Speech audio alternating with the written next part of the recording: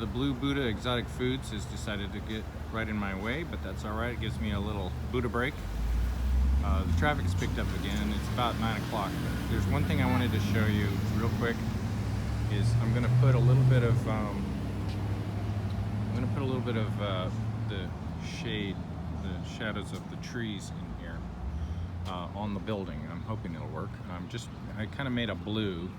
It's already got a green here, and I'm just going to keep these shadows real connected and separate sort of from the piece, so that they just sort of indicate, and they're going in pretty much every different direction.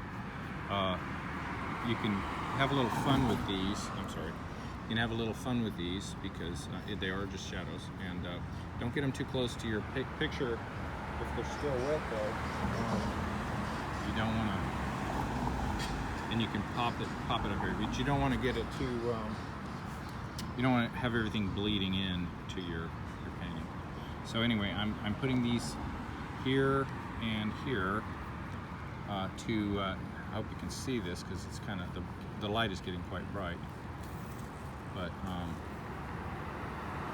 and then there's some architectural details here which I can tarnish or not. And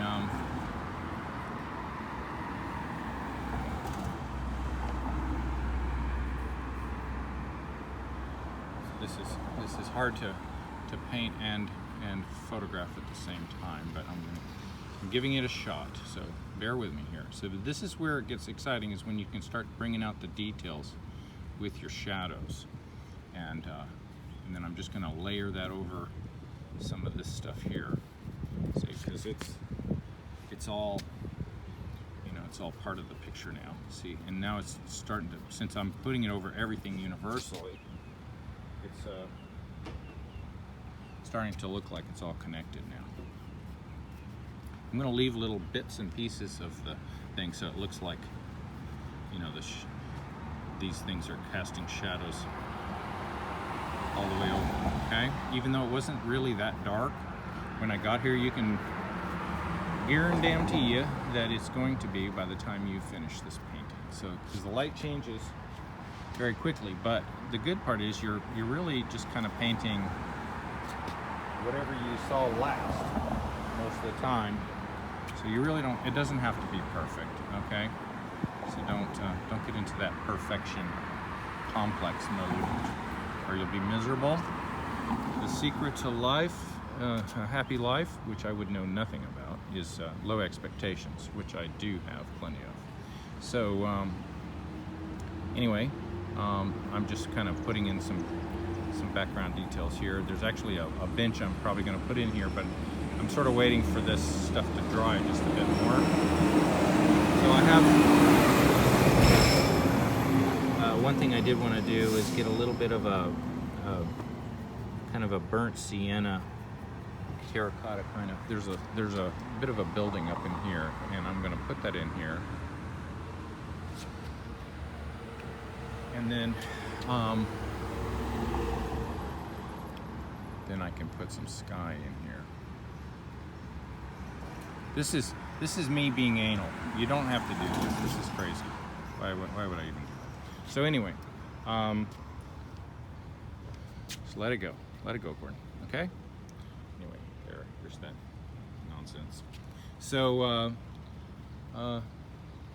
yeah, we can just kind of get stains on the road, and then I'm gonna put a couple more of these tree details in. I'm using some of my leftover black hair since the light has gotten quite a bit stronger. I'm going to go ahead and take advantage of some of that, but I don't want to overdo some of the nice details I have from the previous layering, so I'm going to try to be careful about that, and then just bring out a couple of these details, and then you can really overdo these things real fast. What I'm going to do right now is I want to get this, I've been dying to get this to be a little stronger, because this lamp is interesting, but I wanted it to be a little bit stronger, so I'm going to go ahead and do that. And it's got a little bit of a base here, a lot of sideways strokes.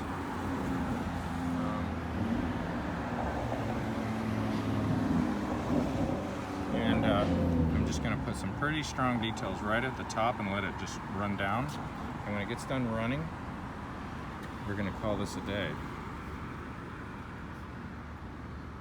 Okay, and I'm putting a couple of details in here for contrast, because contrast is a good thing.